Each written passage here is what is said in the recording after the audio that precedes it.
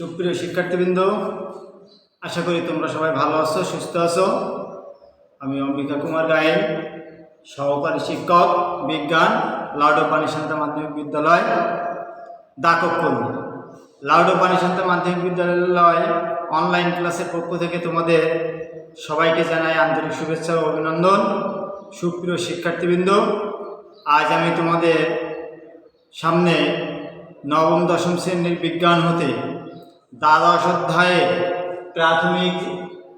প্রাত্যহিক জীবনে তড়িৎ এখান হতে কিভাবে বিদ্যুৎ বিল হিসাব করতে হবে তা নিয়ে তোমাদের সামনে আলোচনা করব। সুপ্রিয় শিক্ষার্থীবৃন্দ, তোমরা অবশ্যই ক্লাসটি সুন্দরভাবে খেয়াল করবে। সুপ্রিয় শিক্ষার্থীবৃন্দ, আমি এখানে একটি গাণিতিক সমস্যা তুলে ধরেছি। স্বপনবাবু তার বাড়িতে 20 ওয়াটের 4টি বাল্ব দৈনিক 5 ঘন্টা ব্যবহার করেন। প্রতি ইউনিট বিদ্যুতের মূল্য 5 টাকা হলে তিনি এক মাসে কত টাকা বিদ্যুৎ বিল পরিশোধ করবেন? আমরাও প্রত্যেকে যাদের বাড়িতে বিদ্যুৎ আছে আমরাও বিদ্যুৎ বিল পরিশোধ করি। তো আমাদের জানতে হবে কিভাবে এই বিদ্যুৎ বিলটা হিসাব করতে হয়। সুপ্রিয় শিক্ষার্থীবৃন্দ, এই সমস্যা সমাধান করার জন্য আমরা প্রথমে লিখব সমাধান। আমরা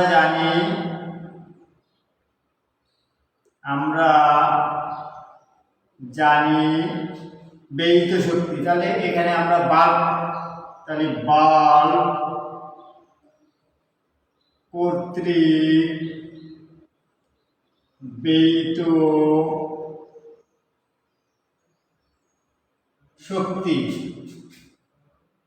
সমান ক্ষমতা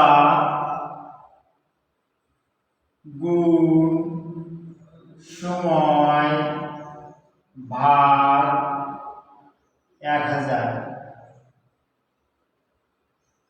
ইউনিট।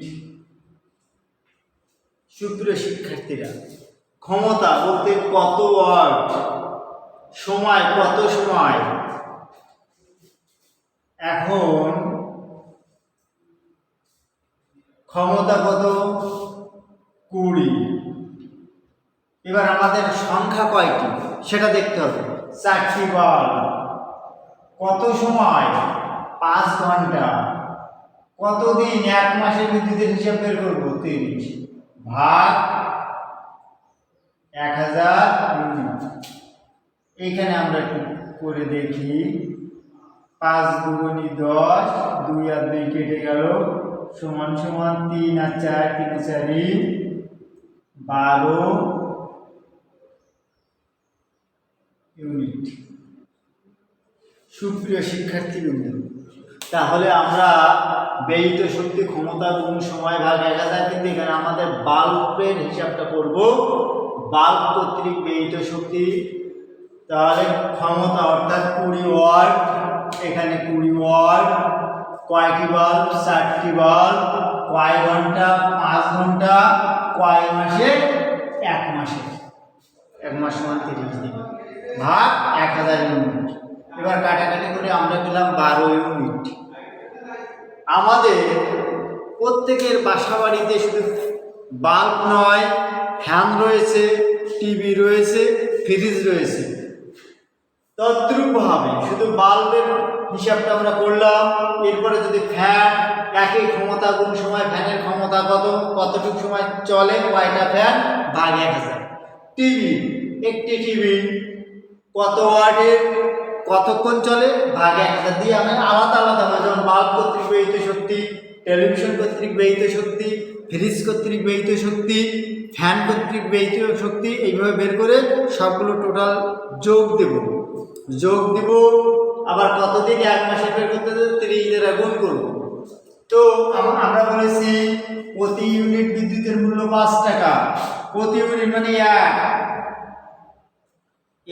ইউনিট বিদ্যুতের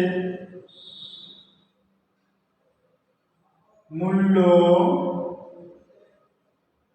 5 টাকা।